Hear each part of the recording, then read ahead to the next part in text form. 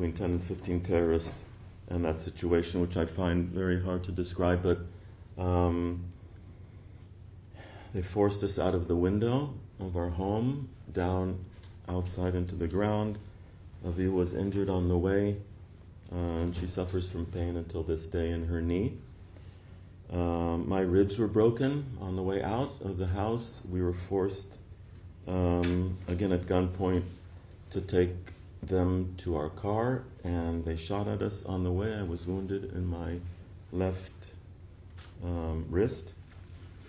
They pushed me from behind. I fell to the ground, and then we were forced into the car and driven with 3 terrorists. One was sitting in the back with a long knife, holding it right in front of even my face, and we were driven into Gaza. We crossed the border. The driver was screaming to people in Gaza that prisoners, prisoners, he was shouting.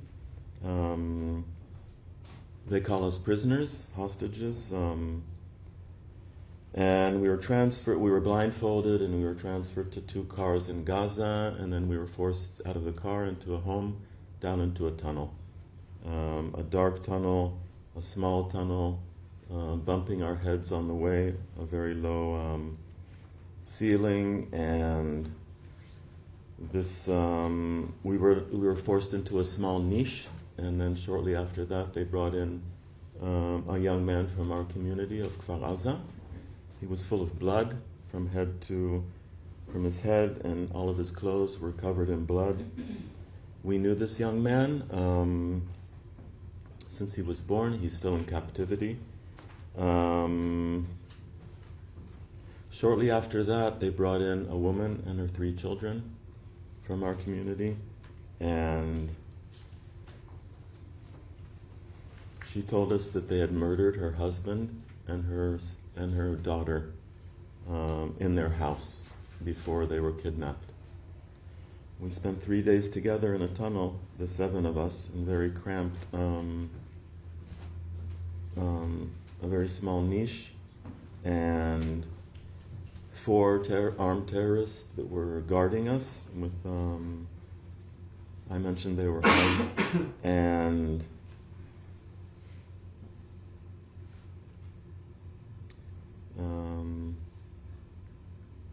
obviously we were all in a state of shock and trying to comfort each other, especially the young children, and whose father and sister had been murdered in their home.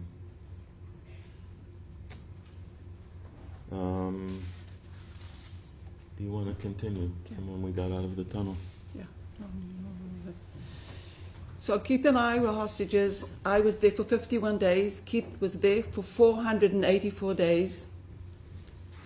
And we haven't come back to life because we're worried about the hostages that are still there. We know what they're going through. We come from a community that are peacemakers, and we've always been like that, and we're going to stay like that because we're innocent people with hearts that care, and we want good.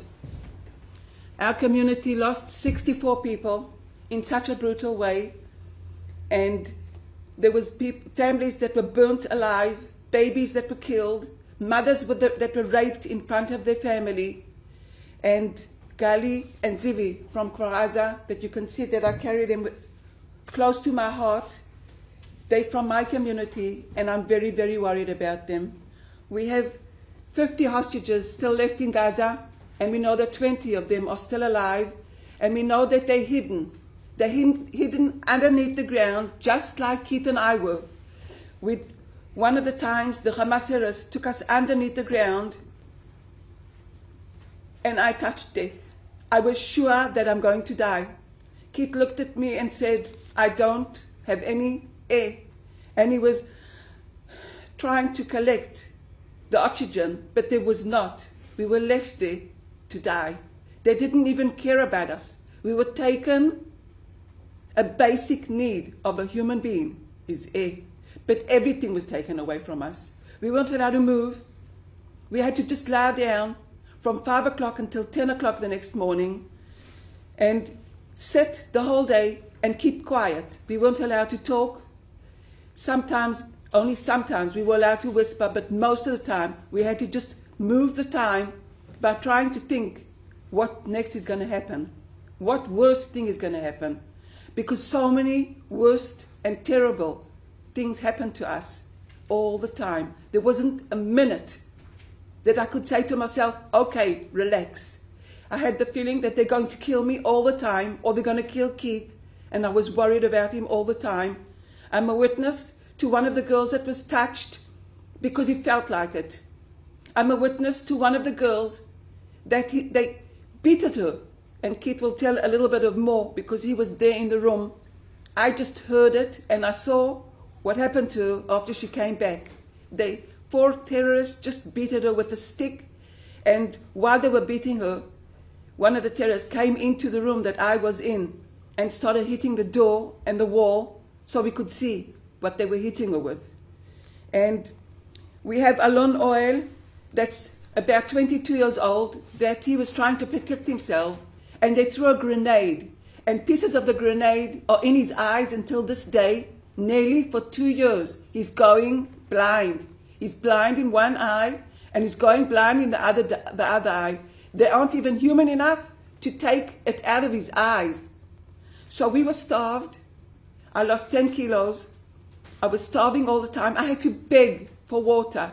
Until today, I need water next to me all the time. I can't feel thirsty at all. I cannot lock myself in a bathroom because I'm scared, because I was locked in rooms there and taken under the ground and been forgot of. Most of the time, I just wanted to die. It was too much for me, being a human being, going through what I went through, and to see what the Hamas terrorists did to Keith and to the girls. The Hamas terrorists are responsible of taking Keith and I with our pajamas from our house. We're innocent people. And one of the times we were in a building and they told us, get up and get dressed.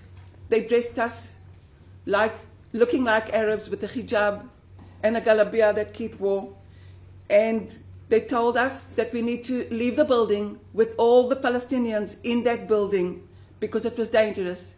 And they told us the army, the Israeli army, told them to leave the building with us because it was dangerous.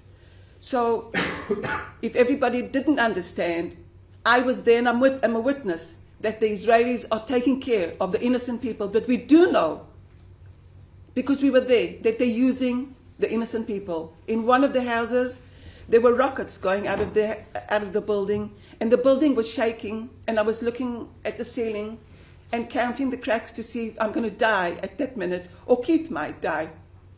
And then the Hamas terrorist came in with 2 children, 1 2 years old and 3 years old. And he said, don't worry, it's us shooting Israel. And he looked at his kids and he clapped his hand and he said, beautiful. And his kids clapped his hands. They're 2 and 3 years old. And I was shocked. I'm a teacher. And I would never even think of doing something like that and teaching kids to hate because of killing. We were in a dangerous place. We're in the middle of a war as innocent people with nothing to protect ourselves. We didn't have a knife. We didn't have a gun. We never even thought of doing anything. All we did was lay down on a filthy, dirty mattress and try to keep alive. And that's what we did. I did for 51 days and Keith did for 448 days. And 84. Now there's 20 hostages and 50 there that need to come home. Everybody's suffering. All the Jews in the world, all the innocent people and good people that feel for us.